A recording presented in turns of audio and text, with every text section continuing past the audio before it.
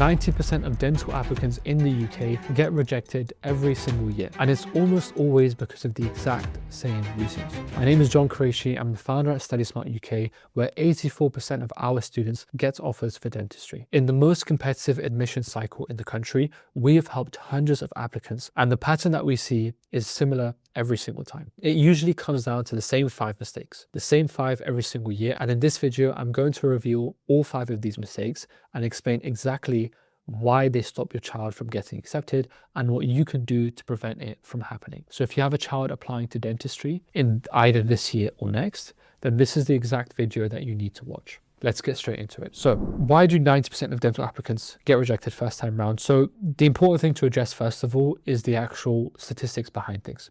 So in 2025, we can see that 41,000 people, or more than 41,000 people, sat the UCAT exam, right? There's only 16 dental schools. If you're interested in which dental schools you should be applying for, we've made a video on that, so feel free to have a watch of that as well. The number of dental school places, on the other hand, that hasn't increased since 2013. So that's more than 10 years where the number of spaces hasn't increased. So if we see here, there's roughly 1,100 spaces and there's 41,000 people doing the UCAT. So assuming just less than half of them are dental applicants, then it's a very, very low likelihood of success. So typically less than 10% acceptance rate.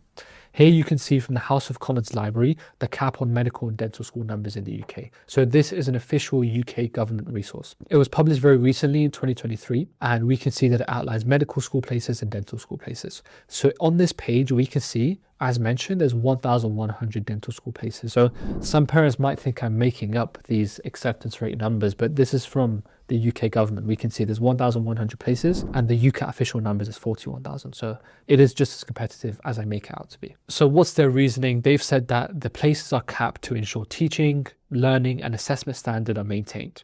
That's the reason that they give. It's worth mentioning that the finances is definitely an aspect as well. It costs over £200,000 to actually fund a UK dental school place. So it is very expensive considering the patient exposure and all the practical elements involved. So if we look at some universities, Plymouth, for example, in 2024, the number of applicants was 804, whereas the number of available spaces that were available in 2024 was 57. So 57 out of 804. So that's a very, very low acceptance rate of just 7%. And this year we could see they had even less spaces. So in 2024, there was 57. In 2025, there was 20. So that's going from a 7% acceptance rate to less than 3%. Here we can see the message from Plymouth where they've said, we wanted to let you know that there's only 20 places available for 2026 entry. And there was only 10 spaces for the integrated foundation year. This is mainly because they were oversubscribed from previous years. So if you could imagine there's only 2 to 3% of students getting accepted, it's really important that we pick the right universities and we have the best chance of getting accepted. Here we have a university in Manchester where they're rejecting top 10% UCAT scores like it's nothing. So here we have this student with a UCAT score of 2,200, and that was top 10% in 2026. And their application was not competitive enough to be invited to interview. So many parents that we speak to are in the position where they want to prevent their child from having the same outcome and having the same message said to them. And it's likely that if you're watching this, you are one of them. And we can see a prime example here of someone who has a top 10% UCAT score, 4 A stars with an A star in maths achieved a year early, 9s and 8s at GCSE, and they're a home student. And they mentioned how heartbroken they're feeling because they didn't get the offer that they wanted for Manchester. Then we have Leeds, where they had almost 3,000 applications, which is a 13% increase from previous years. So this is a message that one of our students received. So the student sent this to us and they had a 13% increase from previous years. So due to the high volume of applications, this is why they're rejecting so many applicants. So if you can imagine there's a 13% increase, but the number of spaces is going down, such as universities like Plymouth, where the spaces are going down, then you can imagine how much more difficult it is for your child in year 12 or year 13 to get accepted into dentistry. Then we have Dundee, which has a very, very low post-interview acceptance rate. So imagine you've put months and months of effort and hard work into getting the best GCSEs, the best A-levels and the best UCAT score, and you're fortunate enough to get an offer for the University of Dundee for dentistry, but even then it's such a low chance of you getting an offer, 13% after the interview. So we can see here for one of the students that we supported, Shayan, he received an offer for Dundee and that was a 13% acceptance rate. And you can see here a screenshot of his offer. So we managed to support this student with his application even in a landscape which is this competitive where only a very small percentage of students are getting accepted. So what actually gets students rejected from dentistry? So the common mistakes are, number one, is that the parents focus mainly on the UCAT and they're obsessed with the UCAT preparation and making sure they do well then, but their A-level grades are sacrificed and they're only getting B's, sometimes I've heard even C's, and they're not at A's and A stars, and that's what stops them getting accepted. Number two is inflated predicted grades, which means that they have higher predicted grades from school that aren't necessarily accurate. Number three is not applying strategically, so picking universities based on the prestigiousness and the location. And the final, most important one is starting too late, right? So if you start in September, that's a good time to start. But if you're starting later in the year in April or May, then it's really becoming too late. It's really getting too difficult. So with the UCAT obsession, we've mentioned that if the A-level grades are below 3 A's, they won't even look at your UCAT score. So the UCAT score is irrelevant if you don't have the grades. Only if it's above 3 A's is when they will check the UCAT score. So make sure that you've locked in these A-level predictions first. So here we can see if the predicted grades are inflated and you've been given A's and A stars, but at year 13 you end up getting a grade B, then you will miss your offer by 1 or 2 grades, and that's what stops you getting accepted. Then we have the application and picking based on prestige versus strategy. So if you have a 2100 UCAT and 3 A's at A-level, and you pick the wrong universities like King's, Manchester, Sheffield and Bristol, that can lead to 4 rejections. Whereas if you pick the right universities like Birmingham, Liverpool, Cardiff, Belfast, that can lead to multiple offers. And we've seen this firsthand from our students. So that's the same student with the same grade profile, but a completely different outcome. Then the fourth and biggest reason is starting too late. So the student that starts in September of year 12, they can get the right A-level support from early and get the best predicted grades. They will have time to focus on work experience. They will have time to focus on UCAT preparation. So they have a full timeline and they could submit a strong application. But if you come to us in the summer, in August, and it's September of year 13, the UCAT preparation is rushed, the personal statement is not written well, and the predicted grades are too low, and it's not enough time for us to help you improve it. So it's really important, if you're watching this and your child is in year 12, it's imperative that you start now and not leave it too late for next year, because otherwise they will need to take a gap year. So what are the dental schools actually looking for? So number one is the A-level grades. This is S tier, this is top priority. GCSE maths, for example, students that have a grade 9, less than half of them, only 44% went on to get an A star. So just because your son or daughter got 8s and 9s at GCSEs does not necessarily mean they will get A's and A stars at A-level. We can see only a very small percentage of students will go on to do so. So A-level grades are not guaranteed, so you have to prepare as much as possible to get the best grades possible. Number two is the UCAT. The UCAT is very, very important. It's on level with the A-levels and you need to get a top UCAT score. When I applied years ago, it was 2,100, it was top 10%, whereas now it's 2,200. So it's a 100-point jump in just a few years. Priority 3 is the interviews. Once you get to the interview stage, nothing else is considered. If you have work experience, if you have skills like piano and origami and you've watched YouTube tutorials, that's fine, and that's what most applicants obsess over, but you need to focus more on your reflection of that work experience. It's probably the least important thing, the work experience, but the interviews, the UCAT and the A-levels is much more important. Let's talk through some of the hidden requirements that can ruin your son or daughter's application. So GCSE requirements, you need to research them before you pick the university. Birmingham, they want 8s in the sciences, so if you don't have that, don't bother applying. If you apply to Sheffield and it needs a 7 in English, if you have a 6, you definitely shouldn't apply. Manchester wants 7 grade 7s minimum, so if you don't have those grades, then you shouldn't consider applying to Manchester. So here in this case, we have a student with 8s in maths, a 7 in science, and a 6 in English. These are good results, but they can't apply to Birmingham and they can't apply to Sheffield because of the English and the science schools. Manchester, it depends on the other subjects, but borderline, yes, they can apply. Again, it's worth mentioning these are the minimums, so it's a minimum of 7s and 8s. Most people, they have more. So if you don't have more and your child is in year 12 and their GCSEs aren't the best, you need to work twice as hard to make sure they have a good chance of getting accepted. Another thing that we mentioned already, which is the university-specific reduction in places. So Plymouth, for example, cutting their spaces in half from 57 to 20. Right? They had 804 applicants, so you can imagine the acceptance rate is just a few percent. The demand is growing for dentistry, and more families like yourselves are leaning more towards dentistry over medicine. They're seeing the income that it offers, they're seeing that medicine is not where it used to be, and that's why more and more people, including myself, have changed from medicine to applying for dentistry. Then we have the UCAS reference. So this is where your teachers will write a reference for you. And I've seen firsthand exactly what goes into some of these references.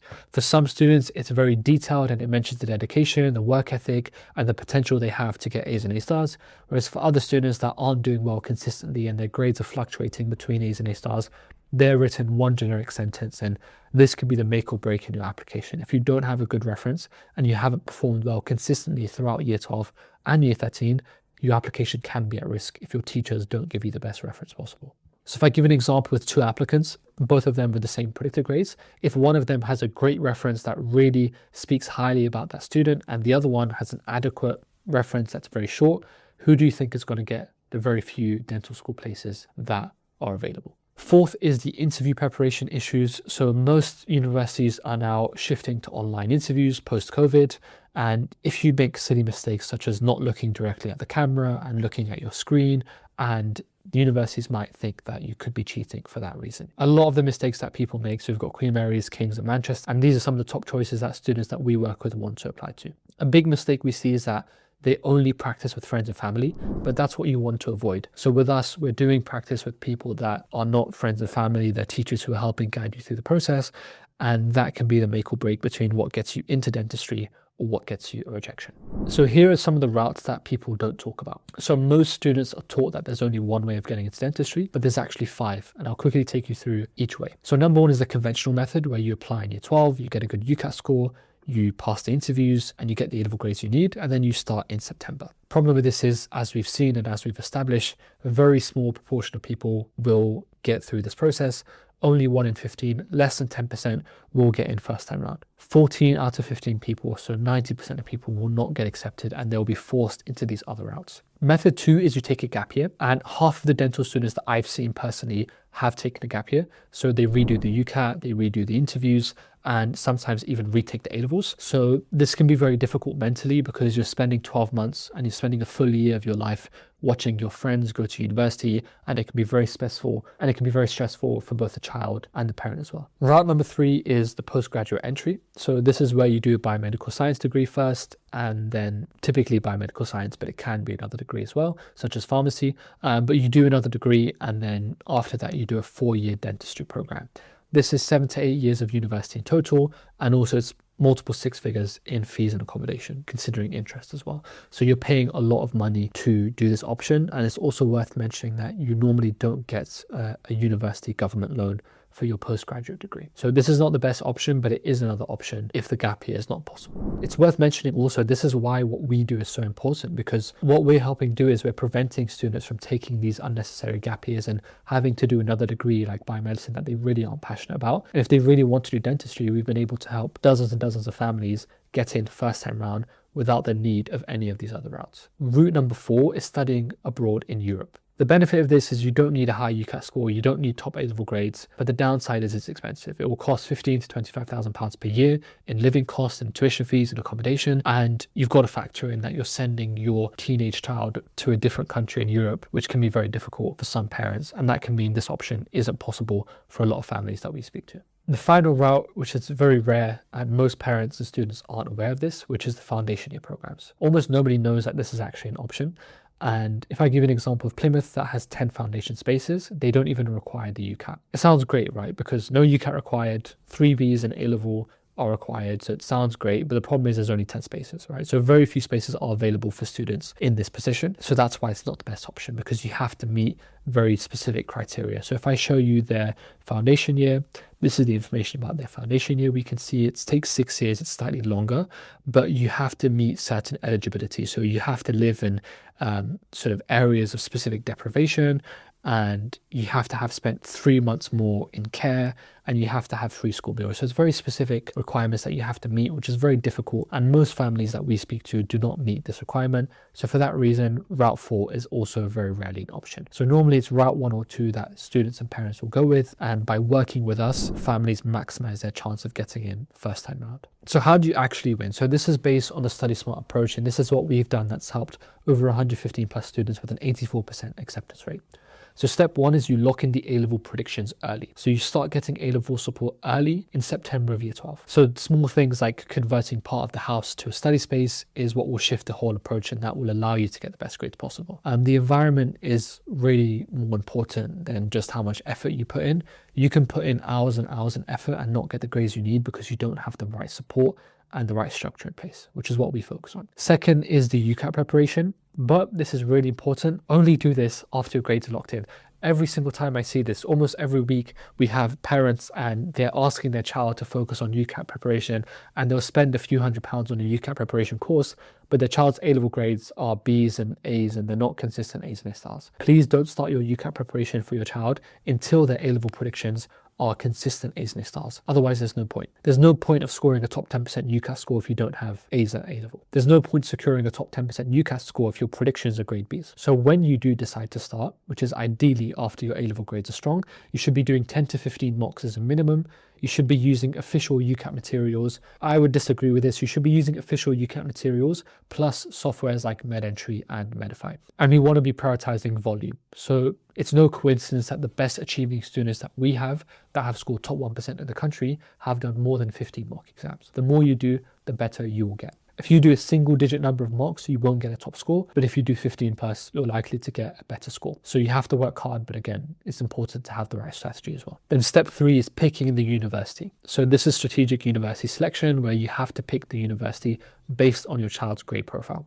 So if you have a top 10% score in the UCAT and A's and A stars at A-level, then Bristol and Newcastle, these will be good options for you. If you have a UCAT score that's not top 10%, but it's around top 20, top 30, then Kings and Liverpool are good options. If your UCAT score is on the lower end, so about top 50%, and you have 3 A's, then you can consider universities like Cardiff, like Plymouth, and potentially Belfast as well. So please don't apply to 4 universities that are extremely competitive and just hope for the best. Make sure you do your research and get the help you need before you apply. Step 4 is interview preparation. So the students who actually get offers for dentistry, and we've seen this firsthand. So the students who actually get offers for dentistry, and we've seen this firsthand with our students, is that they focus on really specific things that make them stand out. So whether that's their own personal experiences or very niche things such as acknowledging why the question is being asked before they go straight to answering. So they have the right structure in place with their answers. If I give an example, instead of going straight into why dentistry, they really address the question and they address why it's important. Why is it being asked? It's because dentistry is a 5-year course. It's almost double the length of a standard degree. So you have to have the right motivations to see the full program through. Then they go into their answers. So they don't just memorize answers, but they understand what's being tested. And 90% of interviewers haven't seen this before. So if you do this multiple times in the interview, of course, don't overdo it because you sound robotic. But if you have the right preparation in place for your interviews, you focus on the ethical scenarios, the MMIs, the mock interviews, then you have a good chance of getting the offers that you need. So that's a full 4-step approach that your child should be taking. Then let's talk about the truth about gap years in dentistry. So it's not the exception. It's very common for students to take gap years. So about 90% of students who apply to dentistry will be forced to take a gap year. If I give you some examples, we have 2 students on the program. One of them is over 30 years old and they're a dental nurse and they're retaking their A-levels and they're self-studying. Another one is 26 years old and she's still doing her degree and now she wants to do dentistry. So she's also self-studying A-level biology and chemistry and she's retaking with the help of our support. So when you consider students who are in these positions, one gap year, it doesn't seem so scary anymore, right? There are students that have taken multiple gap years. I know someone personally that has taken 3 or 4 gap years. So if you take one gap year, it's not the end of the world. The benefit of this is it prevents you from doing a degree that you don't necessarily want to do, such as, for example, biomedical science or pharmacy, and you get to pick the degree that you're actually passionate about, in this case, dentistry. Also, from a salary perspective, the maximum salary is typically $40,000 to $50,000 after 5 years of experience, whereas with a dentist for the same experience, it will be a minimum of 6 figures. So normally it's a minimum of 6 figures after about 10 years of experience is what we've seen. Of course, you can earn more if you own the practice itself and you go down that avenue. And if you work more private compared to NHS, this can grow to multiple 6 figures. So this is why typically parents will pick dentistry over the other courses available. So that is millions across the entire lifetime of your child, but putting the money aside, it's actually the regret, which is what sort of really stresses out parents and students, which is the regret of knowing that they could have got into dentistry if they had the right support in place or if they had a different strategy. And that regret is normally what we see brings parents and families often to tears in the conversations that I personally have with them. Taking one gap year, it beats a lifetime of regret. So you're better off just trying again and taking a year out instead of forever regretting the decision that you've made for the rest of your life. So that's why 90% of applicants get rejected first time round. I've gone through sort of the common reasons, what you can do to prevent your child being in the same situation. And I do hope this video has helped so far. In terms of who I am, if you're not familiar with who I am and what we do, I'm a dental student at King's College and I'm the founder here at StudySmart. We were recently ranked the world's #1 dental school at King's, and I personally was one of only 13 students in the country to achieve 12 or more grade 9s at GCSE. So this is the grade profile that I have, so all 9s at GCSE myself. And I also received 5 out of 5 offers, so 100% acceptance rate for the 4 dental schools and 1 medical school. So you can see the offers here, Queen Mary's, King's College Dentistry and Plymouth Dentistry as well as medicine at the University of Southampton. I've had years of personal experience working with students, and we have help students get into dentistry at universities like Glasgow, where normally only 20% of students get accepted. So you can see Cheyenne here, for example, who received his offer for dentistry. We have Mia, who was thanking us for the support that we provided. And yesterday she received her offer for dentistry. She mentioned how excited she was, and hopefully she'll see us at one of the events as well. So this is just a small example of the students that we have. We've also helped students get offers for medicine as a backup. We've helped students like Ridwan receive offers for King's, as well as interviews for Manchester, Queen Mary's and Birmingham. So this is one parent who mentioned Jazakallah khair for all the support that we were able to provide them. In this specific case for Ridwan, we helped with his A-levels, his UCAT, his personal statement and his interviews. And we normally help students for the full application process. So starting from year 12 all the way right through to the end of year 13. It's definitely an intense program. So if you're looking for something that's more laid back in just 1 or 2 months, that's not what we do. But if you are looking for something that will get you the same results that it has for these other parents that you see here, then we can definitely help, and we're looking forward to hearing from you if that's the case. So as mentioned, it's A-levels, UCAT, personal statement and interviews. We've also got a lot of free value content over on our LinkedIn. So we'll put the LinkedIn in the description if you're interested in seeing what other content that I've posted that might help your child get into dentistry. We've got a team of over 35 plus expert instructors, so I'm very thankful to have a great team who supports us with the A-level teaching, the UCAT teaching, and pretty much every part of the application process. And we currently have, well, at the time it was 115, now it's actually closer to 130 students that we have. So we have over 130 students now, so this is pretty outdated. So we're growing quite rapidly, and it's likely that we'll hit over 200 students by the end of the year. So if you are watching this and you would like to be one of these testimonials, such as Harry, Plymouth Dentistry, Yasmin, another dental school offer after getting rejected first time round, as well as Iran, who got an offer for dentistry at Liverpool. If you want your child to have similar results to these students who also went from C's to A's, and Shana, she went from a grade C to a grade A, and she was ahead of her class, and then Ayan, who went from C's and D's to B's and A's. If you're interested in having similar results to these, then feel free to get in touch. We'll be happy to help. So yeah, I hope you found this video useful. And if you have any questions, feel free to reach out to myself and the team. I will attach the LinkedIn and the website that we have in the description. If you have any questions, please feel free to reach out. And I'm looking forward to seeing you in the next video. Take care.